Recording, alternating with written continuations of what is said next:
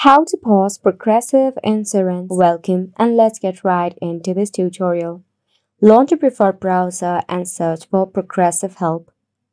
From here, tap on Contact Progressive via chat, email, or phone. Now this is your Contact Us portal where you will get various of options to contact with the Progressive agent. Now if you decide to chat with a Progressive agent or the bot regarding the cancellation process of Progressive Insurance, tap on Start Chat. In the given dialog box, enter Pause Account or Pause My Progressive Account. Then tap on the Send button. If it displays something like this, it could be because the Progressive does not allow cancellation or pause via online. In that case, tap on Call 24/7. From here, you can select on any number and dial in to discuss with the cancellation or the pause.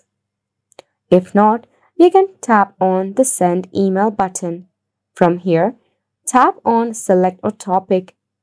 From the list of options, you can just tap on where it says Your Claim or Claim Process. Then, a form type of layout will pop up where you have to fill out your name, email, policy or claim, street address, apartment. At the end of the description box, you have to type in that you would like to pause a Progressive Insurance account, and once you type in it, tap on the Submit button.